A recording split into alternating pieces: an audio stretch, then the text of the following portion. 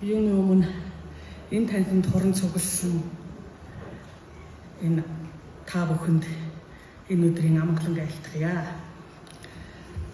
За дараа нь өнөөдөр энэ сайхан гэрэлт бүтээлийн нээлтийг хийж байгаа эрхэм дүү Эрдэнэтяада хүн талархал бэлэг хийж баяр хүргье.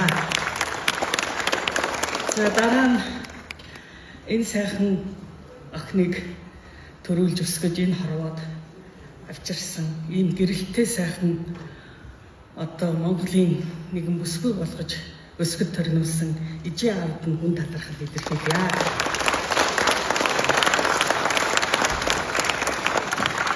Тэгэхээр энэ бүтээлийг уншлаа, хүлээж аваад хэд хонлоо уншлаа. Ер нь бол яг сошиалор бол би та нарын адил бас энийг үзчихсэн, анхаарч ирсэн. Тэгээд энэ номтой холбоотой сэтгэлээ нэг хэдэн чиглэлээр хэлье гэж бодлоо. Нэгдүгээрт урлагийн хүмүүс ном бичих байхыг би бас цөөнгүй харсан. Нэг айхтар уушаагүй ч гэсэн ер нь танилцж ирсэн. Тэгээд тэр нь бол намтар юм уу түүх байдаг байсан. Энэ удаа урлагийн хүн дотроо биелог таараагүй бүжигчин хүн ингээд сайхан ном бүтээл хийгээд гаргаад ирлээ. Урлагийн тавцнаас эрдмийн номын тавцан руу энэ бүсгүй маш амжилттай шилжилт нүүдэл хийлээ гэж харж байна. Дараа нь энэ номын бичигдлийн үндсэн хэлбэр нь шүлэг гэдгийг одоо түрүүний мэргэжлийн хүн хэлчихлээ. Тийм ээ, үнэхээр шүлэг. Шүлэг гэдгийг бид нар нэг хэдэн үгийн цуглуулга гэж хардаг.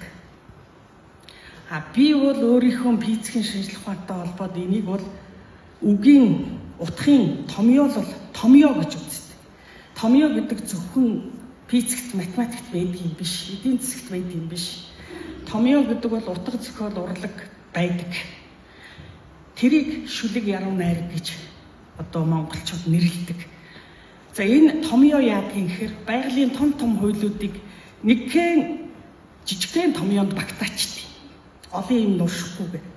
Тэгвэл шүлэг бол яг ийм утга агуулга мэдээллийн матриц байдаг гэж би хувьдаа үздэг. Яагаад матриц гэж байгаа юм? Матриц гэдэг чинь өөрөө мэдээллийг эмх зэгстэй хадгалах, тооцоолох, боловсруулах арга үндсэн арга байдаг. Тэгвэл энэ томьёо гэдэг чинь дотроо мөртөө багамтай ийм шүлэг гэдэг чинь ийм матриц юм аа. Мэдээллийг эвхээд, хумаад, хамагчлаад, бүхэлчлээд томьёолчихсан ийм зүйл юм. За энэ утгаараа энэ шүлгэн дотор маш их мэдлэг байгаа. Мэдээлэл бол үнэн байж болно, худлаа байж болно. Мэдлэг бол бас үнэн байж болог, худлаа байж болдог. Тэгвэл ямар мэдлэг ингэж томьёологдгийг гэхээр матрицлагдгийг гэхээр үнэн мэдлэг. Өнөөдрийн шинжлэх ухаан биднийг энэ зэрэгт авчирсан, материаллык зүйлсийн оргилд хүргэсэн сайн мэдлэг байсан. Гэхдээ тэр харьцангуй мэдлэг байсан. Харьцангуй учраас өнөөдөр үнэн маргааш худлаа. Надад үнэн тамд худлаа. Харин өнөөдөр ч үнэн, маргааш ч үнэн, нөгөөдөр ч үнэн. Өнгөрсөн одоо ирээдүйд үнэн. Надад, танд, чамд бүгдэнд нь үнэн ийм мэдээллийг үнэн мэдлэг гэдэг. Энэ үнэн мэдлэгийг манай өвөг дээдс мэдвэл зохихгүй гэж томьёолсон байдаг. Хүн болгоны мэдэх ёстой зүйл. Мэдвэл зохихгүй гэж томьёолсон. Өөрөөр хэлбэл Эрдэнэтяагийн номон дох шүлгүүд дотор энэ орчлонгийн жам жаяг ёсны бүх мэдвэл зохихгүй томьёологдсон хураагдчихжээ. Энэ бол ийм матриц байна гэж би үзэж байна.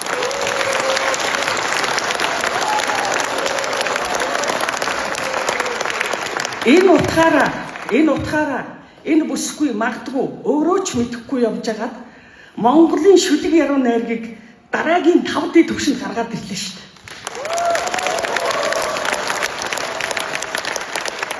За дараагийн нэг юм бол энэ номыг Монгол их хайр гэж нэрлэсэн. Бид Монголоо мэддэггүй. Монгол гэж яриа л идэг мөртлөө монголоо мэдтгүү. Хайр гэж юу юм? Бусдын төлөө өгөлт, зориулалт байдаг. Бусдын төлөө өөрийнхөө хамгийн үнцэнтэй юм харамгүй өгч чадж байгаа тэр өглөг зориулга бол хайр. Их хайр гэж юу вэ? Их хайр гэж юу вэ? Энэ алтан дэдгэрээ судар дотор их гэдгийг маш гоёор тодорхойлсон. Угтаж мэдээд, тосож бэлдээд, тисэж үлдэх чадвар бүхий гэгээрсэн боловсрал улс гэрийн дотор ноёрхч байвал энэ их юм шүү гэж хэлээд өгсөн. Өнөөдрийн шинжлэх ухааны харьцангуй үнэн мэдлэг дээр тулгуурласан амь зуух боловсрал биднийг өнөөдөр ямар харанхуй мунхаг хэвээр нь үлдээж байна. Тэгвэл гэгээрсэн боловсрал буюу энэ гэгээрсэн боловсрал улс гэрийн дотор бидний амьдралд ноёрхч байвал тэр улс нь их болдгийг. Тэр үйлийг хийж байгаа хаан нь их болдгийг. Тэр үйлийг эрхэлж байгаа хатан нь их болдгийг. Тэр засгийг тэрүүгээр явж байгаа засгийн нэгтсэг гэдгийг ингээд өвдөж хэлээд өгсөн. Гэгээрсэн боловсрал. Тэгвэл гэгэрэл гэж юу юм? Бас хэлчих. Орчлонгийн оршихуун үннийг таньчихаа энэ гэгэрэл гэж. Үннийг таньчих юм бол энэ гэгэрэл шүү. Үннийг таньсан энэ мэдлэг бол мэдвэл зөхгүй юм шүү гэж хэлээд өгсөн. Тэгээд энүүгээр чинь манай өвгдөөс их засгийн байгууллагад их Монголын зохицлоогоор их хатад маань энэ агуу нүүдлийн соёлыг байгуулад амар амгалан хөгжлийн мамлаад хүрсэн байсан юм байна. Тэгвэл энэ мэдлэг л энэ Монгол их хайр гэдэг номон дотор бичигдсэн байна. Тэгэхээр зэрэг харин Монгол гэдэг үг нь юу юм бэ гэдгийг 108 төвшин сайхны цогцлол бол Монгол юм гэж хэлсэн. Амьдралын 108 төвшин сайхан цогцлол гэхээр энэ Монгол юм шиг. Энэ гэгээрсэн боловсролоор асар их зориулга өглөгийг эх орондоо ард түмэндээ амьдралдаа хамтын оршихуйтай өгсөн тохиолдолд тэр ард түмний амьдрал оршихуй улс бүрэн 108 төвшин сайхны цогцлол болж их Монгол улс болсон байна. Энэ мэдлэг энэ номон дотор багтжээ.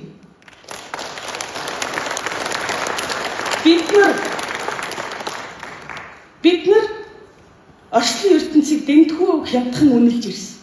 Байгалыг дэндүү хямдхан үнэлж ирсэн. Яагаад байгалийн юм хүнд ээлтэй байдаг? Тэр туйлын үнэ мөнхийн үнээр бүтээгдсэн байдаг учраас тэр бидэнд ээлтэй байдаг. Бидний амьдрал оршихуй яагаад хотлоо байна? Дандаа электрон технологи буюу хасаг цэнэгтэй электронны хөдөлгөөн дээр бий болсон учраас бүх талаараас хөрөг болчихно. Тэгвэл энэ бол жинхэнэ мэдвэл зохио үнэнийг энэ ном бид нар шиг олон томьёо бичиж, олон ном бичиж, олон онол ярьж мэдэн хийхгүйгээр ингээд маш энгийнээр үгийн матриц хэлбэрээр биднэрт маш товчлоод, маш энгийн болгоод, маш хэлбэрчлээд, маш одоочлоод авчираад өгч гисэн. Энэ ном байна.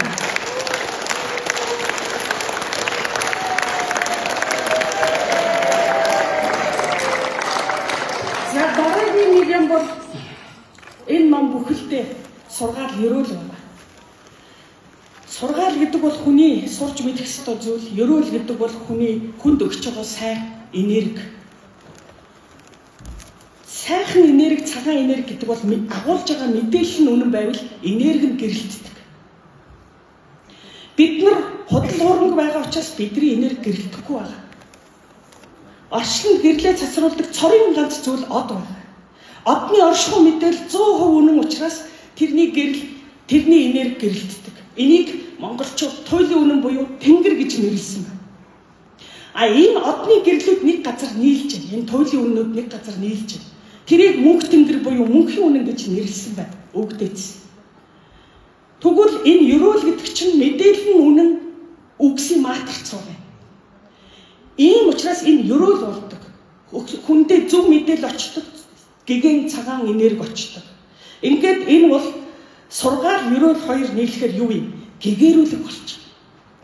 Үгэн гэгэрүүлэг энэ ном бол би ингэж үзэж байна. Тэгээд энэ бүсгүйд бол биологийн өгөгдөл, удмын өгөгдөл, оюуны өгөгдөл, сүнсний өгөгдөл, тэнгэрийн өгөгдөл, олон өгөгдөл энэ бүсгүйд цогцолжээ.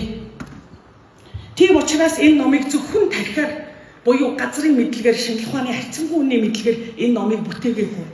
Энэ олон өгөгдөл нь нийлээд энийг гэгэрүүлгийн судар бүтээх хэмжээнд ийм болсон байна. Өөрөөр хэлбэл энд тэнгэр өг дээдсээс нь ирж байгаа, дээрээс ирж байгаа, гэрлийн орон одноос ирж байгаа өгөгдөл мэдээлэл нь энд цогцолж гарч ирсэн байна.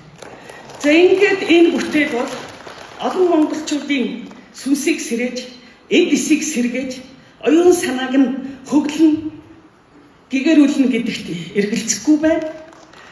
Тэгээд энэ үйл хэрэгээр Монгол хаттын төрийг засахад, улсыг засахад гүйцэтгэсэн 4 том үүргийн нэгдүгээрх нь соён гэгэрүүлэгч үүрэг байдаг.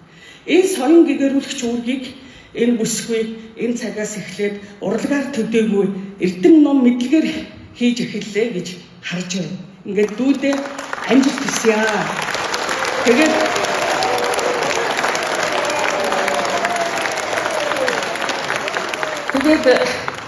Эрчингийн чойномын нэг агуу мөрт байдаг. Би энийг өөртөө байнга хэлдэг. Өнөөдөр дүүдээ зориулаад бас хэлье. Хүсэл бүтээл хоёртоо эзэн болцоор хүн өртөн бүтээснийг заавал дагуулахыг зор мэдлэг бүхнээ самсаж мэдхийн дайтай мэдсэн хүний дэрэгдэж мэрэгдийн дайтай зэрэгцэж чи өнөөдөр мэрэгдэж зэрэгцэж ирлээ. Баяр хүргэе.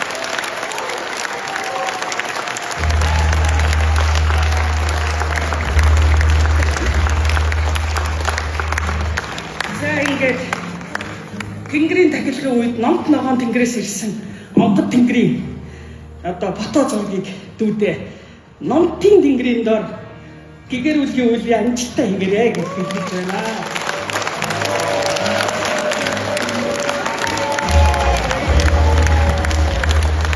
За энэ өнөөдрийн нээлттэй хийж байгаа гэгэрүүлгийн ном нь цаашдаа гэгэрлийн туйлс болж өргөжөөрөө, тэлээрээ, өндөрт мандаараа гэд энэ туйлсуудыг бэлгэлье.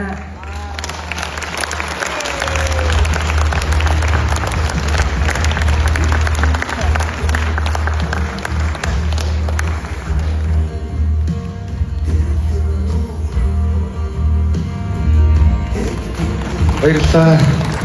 Монголын суханы намтай дэлхийн төлөв доктор Судагийн Батханд энэ номын баяр хүргэдэг үзэл өгүүлсэн гэж номын утга учирыг хэлээд